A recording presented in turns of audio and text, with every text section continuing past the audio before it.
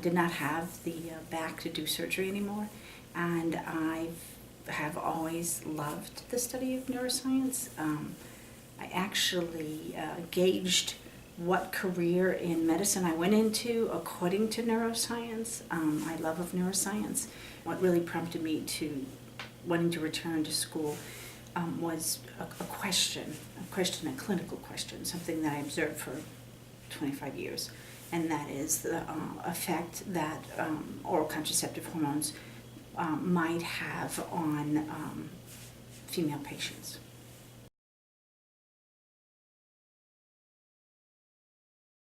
And my patients felt that was odd when I said I was going into neuroscience and I was an OBGYN, but there's a definite subset of OBGYN, particularly gynecology, that is the study of neuroendocrinology, and so it's not a far-fetched idea at all to go and resume studies to regain knowledge up to date. Certainly after 25 years of being in a clinical field, a lot of neuroscience had to be updated, in my opinion.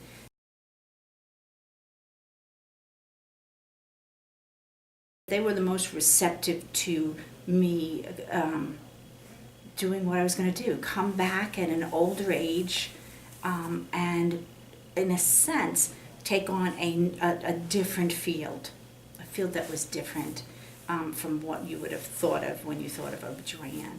And certainly Dr. Holmes was very open to interviewing me and discussing my future plans. I would absolutely have to do a postdoc. My goal was to relearn what the latest material that's out there, okay, the knowledge base that's out there, and then research this issue of, here's a medicine that 40 million women have taken over the last 60 years, and we need to really look at it.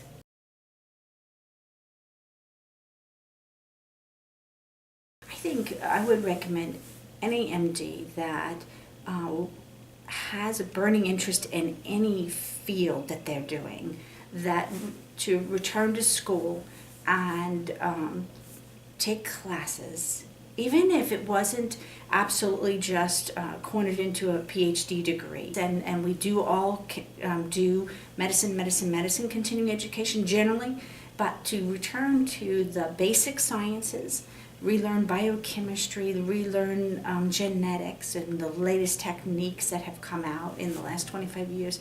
And then I think clinicians have great questions to research. But restarting at a level of graduate student, you have to then allow many people to be in control of your life, and that was a little bit different. But it's offset by, I think, the really fabulous part of being in graduate school is being surrounded by a lot of young, intelligent people. I mean that sincerely.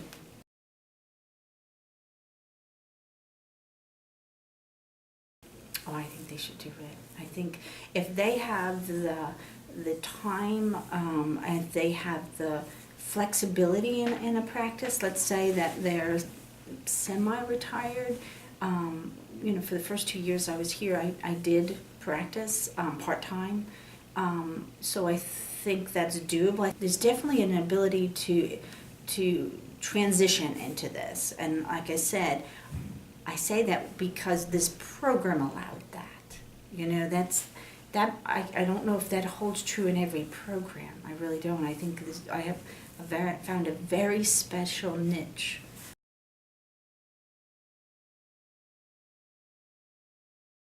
It really has been a joy. I mean, to see the future of the world in these young people's minds, that they're intelligent, they're industrious, and they're and very, very helpful.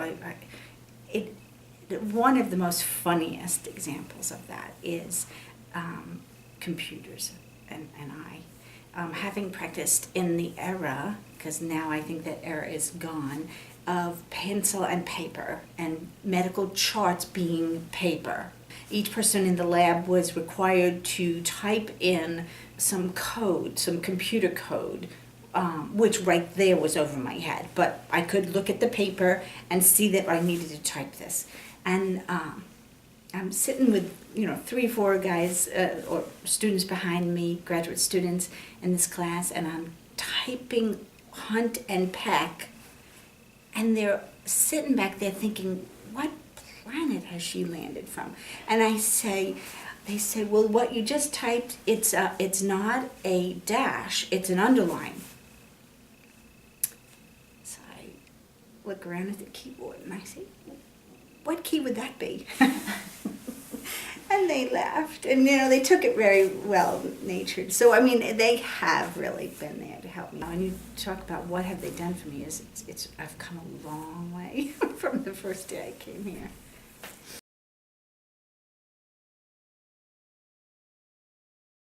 They're exceptional. I truly think they're exceptional. They're in each of their individual fields. They're leaders.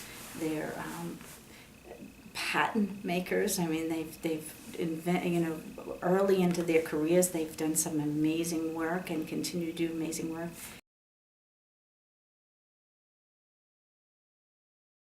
I think in many aspects it does. I think that they teach you to stand on your own and make your own, niche in a research program, in research, and allow you to find what's going to be something that's going to be your life interest from thenceforward, or something that is a good base that you might be adding to as you go forward in your career. So I think that they definitely allow that individuality.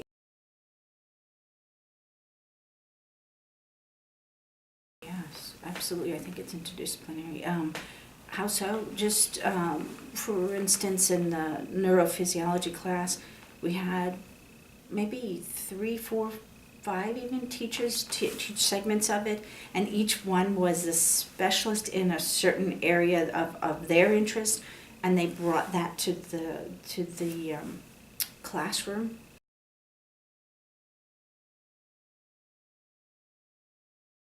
I think that if they really have a really burning interest in a topic, or just, again, I hate to keep using that word, but learning, because that has to be a driving factor to want to put that initiative into learning new topics.